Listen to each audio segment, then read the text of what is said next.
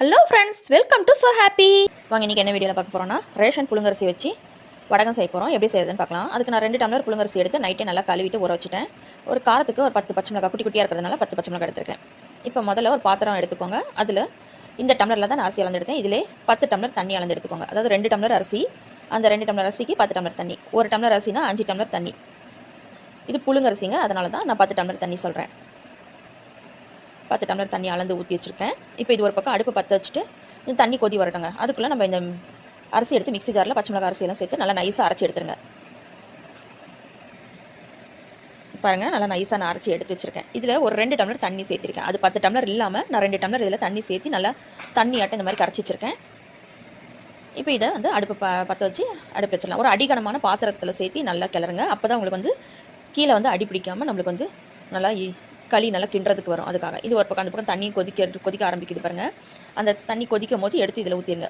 ஒரு 2 டம்ளர் எண்ணெய் நம்ம இதில் சேர்த்திருக்கோம். பார்த்துட்டு நீங்கள் சேர்த்திக்கோங்க. தண்ணி பத்தலைன்னா நான் 2 டம்ளர் தண்ணி நிறுத்தி வச்சுட்டு தான் இதில் சேர்த்திருக்கேன். நான் 10 டம்ளர் தான் தண்ணி அளவு சொல்லியிருக்கேன். பாருங்கள், நல்லா கிண்டிக்கிட்டே இருந்தீங்கன்னா கெட்டியாகி வந்துடும். ஒரு டீஸ்பூன் அளவுக்கு பெருங்காய பொடி சேர்த்து நல்லா கிளறி விட்டுக்கிட்டே இருங்க. உப்பு பார்த்துட்டு செக் பண்ணிக்கோங்க. உப்பு கம்மியாக இருந்ததுன்னா இப்படி சேர்த்திக்கோங்க. நான் கொஞ்சமாக சேர்த்திக்கிறேன் உப்பு பத்தலைன்ட்டு. நல்லா உப்பு இதிலே சூட்டோட கலங்கி வந்துடும், கல் உப்பு. இப்போ பாருங்கள், தண்ணி தொட்டு லைட்டாக தொட்டு பாருங்கள், நல்லா வெந்து வந்துருச்சு. இப்போ அடுப்பை ஆஃப் பண்ணிவிட்டு 1 டீஸ்பூன் அளவுக்கு சீரகம் சேர்த்திக்கோங்க. சேர்த்துட்டு அடுப்புலேருந்து இறக்கி வச்சு ஒரு நல்லா ஆற வச்சுருங்க. பாருங்கள், இது வந்து நான் வடகம் பிடிக்கிறதுக்கு ரேஷன் வேட்டி தான் எடுத்திருக்கேன். நல்லா ஈரத்தில் நினச்சி வச்சுருக்கேன். இது நல்லா ஆறி வரட்டுங்க. பாருங்கள், நல்லா ஆறிடுச்சு. நல்லா பாருங்கள், அது எந்த அளவுக்கு திக்னஸாக எப்படி இருக்குது களிப்பதத்துக்கு. இப்போ இந்த கட்டை தேவையில்லை, நம்மளுக்கு கிண்டுற வரைக்கும் தான் இந்த மாதிரி கட்டை தேவைப்படும். இதுக்கப்புறம் தேவையில்லை. அவ்வளோதான், கட்டை எடுத்தாச்சு. இந்த மாதிரி கரண்டி எடுத்து வச்சுக்கோங்க. ஒரு பிளேட் போட்டு மூடிட்டு இப்போ இந்த பால் கவர், நீங்கள் எண்ணெய் கவர், முறுக்கு புளிர அச்சு தான் தேவைப்படணும்னு அவசியம் இல்லை. இதில் ஈஸியாக நம்ம போட்டுடலாம். இப்போ மாடிக்கு எடுத்துகிட்டு வந்துட்டோம். நான் அந்த துணியை வந்து நல்லா வெயிலில் காய வச்சு கல்லெல்லாம் சைட்லலாம் பறக்காத இருக்க மாதிரி வச்சுட்டேன். இப்போ இந்த கவரில் நம்ம களி கிண்டி வச்சுருக்கோம் பார்த்தீங்களா அரிசி, அதுலேருந்து அந்த எடுத்து சேர்த்திருங்க. ஃபுல்லாக சூடாக நல்லா ஆற வச்சுட்டு சேர்த்திக்கோங்க. இல்லை நீங்கள் சூட்டோட கூட செய்ய முடியும்னா செய்யலாம். ஏன்னா கையில் பிடிக்க முடியாது கவரை, அதனால தான். லைட்டாக அந்த ஓரத்தில் சின்னதாக கீழே கட் பண்ணி விட்டுருங்க. கவரை பிசிறு லைட்டாக கட் பண்ணி விட்டுட்டிங்கன்னா உங்களுக்கு எந்த அளவுக்கு நல்ல பெரிய வடகமாக வேணுன்னா பெருசாக போட்டுக்கலாங்க. சின்னதாக வேணால் நீங்கள் சின்னதாக செஞ்சுக்கோங்க. நான் வந்து கொஞ்சம் மொத்தமாக தான் போட போகிறேன். ஏன்னா ரொம்ப பில்லாக இருந்துச்சுன்னா ஒரு குச்சி மாதிரி இருக்கும். அதுக்காக நான் கொஞ்சம் மொத்தமாக தான் போட போகிறேன். பாருங்கள், இந்த மாதிரி நீல வாக்கில் நீங்கள் சின்னதாவோ இல்லை முறுக்கு மாதிரி எப்படி வேணாலும் பிரிஞ்சுக்கலாம். நான் வந்து எப்படியும் உடச்சி தான் சாப்பிட போகிறதால நீல வாக்கில் நான் போட்டு எடுக்கிறேன். பாருங்கள், கில்லு வடக மாதிரியும் நீங்கள் அப்படி கிள்ளி வைக்கிற மாதிரி கூட நீங்கள் சின்னதாக புள்ளி வச்சுட்டு வரலாம். நான் இந்த மாதிரி நீளமாக தான் எல்லாத்தையும் போட போகிறேன். கில்லு வத்தலாம் கூட நீங்கள் போட்டுக்கலாம். பாருங்கள், எல்லாத்தையும் நான் போட்டு எடுத்துட்டேன். குயிக்காக ஒரு 4-5 ட்ரிப்லேயே நம்மளுக்கு ஈஸியாக வேலை முடிஞ்சிடும். இதே முறுக்கச்சுன்னா ரொம்ப லேட் ஆகும். பாருங்கள், இதனால் நல்லா காஞ்சி வரட்டோங்க.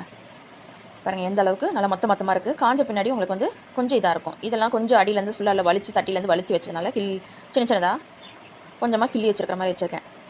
இப்போ நல்லா காயிட்டோங்க. பார்க்கலாம், ஒரே நல்லா காஞ்சிடும்னு நினைக்கிறேன். அடிக்கிற வெயில் அந்த மாதிரி இருக்குது. ரொம்ப கண்ணு பூசுக்கு வெளியில் நிற்க முடியல. கீழே இறங்கி வந்துட்டேன். பாருங்கள், ஃபுல்லாக எல்லாம் க்ளீன் ஆகிடுச்சு. அது நல்லா காஞ்சி வரட்டும். காஞ்ச பிறகு பார்க்கலாம்.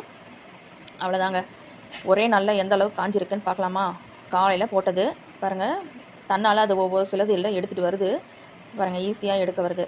எடுக்க முடிஞ்சால் எடுத்துருங்க. அப்படி எடுக்க முடியலன்னா நீங்கள் தண்ணி தெளித்து கூட நீங்கள் எடுத்துக்கலாம். எனக்கு வந்து ஒரே நாளில் நல்லா காஞ்சிருச்சு. அதனால் நான் வந்து தண்ணி எதுவுமே தெளிக்கலை, அப்படியே எடுக்கிறேன். பாருங்கள், குயிக்காக டக்குன்னு எடுக்கிறது. ரொம்ப கடினமாக இல்லாமல் எனக்கு ஈஸியாக எடுக்க வருது. எல்லாத்தையும் இதே மாதிரி எடுத்துடலாம். இல்லை உடஞ்சி வருது அப்படின்னு நினச்சிங்கன்னா நீங்கள் வந்து தண்ணி தெளித்து கூட எடுத்துக்கலாம். பாருங்கள், எனக்கு வந்து உடையில ஏதோ ஒரு சில தான் உடையுது, மற்றபடி இது உடையில. பாருங்கள், எல்லாம் எடுத்துட்டேன். ஃபுல்லாக எல்லாத்தையும் நான் எடுத்துட்டேங்க. இதை ஒரு தாம்பாளத்தில் போட்டு நல்லா காய வச்சு வச்சுருங்க. ஒரு நாள் இல்லைனா 2 நாள் எப்படி வேணாலும் காயிட்டோம். வெயில் பாருங்கள், எனக்கு நல்லா ஒரு நாள்லேயே எனக்கு நல்லா காஞ்சி வந்துருச்சு. ஒரு நாள் வடகம் பிழிஞ்சுது, அடுத்த நாள் இன்னொரு நாள். ஏன்னா வெயில் அந்த அளவுக்கு அடிக்குது இப்போ. அதனால் ஈஸியாக நம்ம செஞ்சிடலாம். ரேஷன் புழுங்கரிசி இருந்ததுன்னா போதுங்க. டக்குன்னு குயிக்காக வீட்டில் வடகத்தை செஞ்சு வச்சுருங்க. நல்லா சூப்பராக இருக்கும். ஒரு சைட் டிஷ்ஷாக நம்ம தொட்டுட்டு சாப்பிட்லாம். பாருங்கள், எண்ணெய் காஞ்சிருச்சு. நான் கொஞ்சமாக பொரிச்சு எடுத்து காட்டுறேன். பாருங்கள், போட்ட உடனே நல்லா உங்களுக்கு அந்த பொறுப்புன்னு தன்மையாக வரும். நல்லா காஞ்சிருந்தால் தான் அந்த பொறுப்பு தன்மை இருக்கும். இல்லைனா உள்ளுக்குள்ளே அந்த ஒரு மாதிரி பிச்சுக்குன்னு இருக்கிற மாதிரி இருக்கும். இந்த மாதிரி பொரிச்சு எடுத்துருங்க. இது வந்து நீங்கள் புளி சாதம், லெமன் சாதம், தயிர் சாதம், சாம்பார் சாதம் எல்லாத்துக்கும் நீங்கள் தொட்டுட்டு சாப்பிட்லாம். அவ்வளோ அருமையாக இருக்கும். வெரைட்டி ரைஸுக்கெல்லாம் நீங்கள் இதுக்கு சைட் டிஷ்ஷாக வச்சு சாப்பிட்லாம். அவ்வளோ டேஸ்ட்டாக இருக்குங்க. ரேஷன் புழுங்கரிசி செஞ்சதுன்னு சொன்னால் யாரும் நம்ப மாட்டாங்க. அவ்வளோ டேஸ்ட்டாக இருக்கும். ஒரு தடவை நீங்களே செஞ்சு ட்ரை பண்ணி பாருங்கள். இந்த வீடியோ உங்களுக்கு பிடிச்சிருந்தா லைக் பண்ணுங்கள், ஷேர் பண்ணுங்கள், கமெண்ட் பண்ணுங்கள். மறக்காமல் நம்ம ஸோ ஹாப்பி சேனலை சப்ஸ்கிரைப் பண்ணிவிடுங்க. தேங்க்யூ.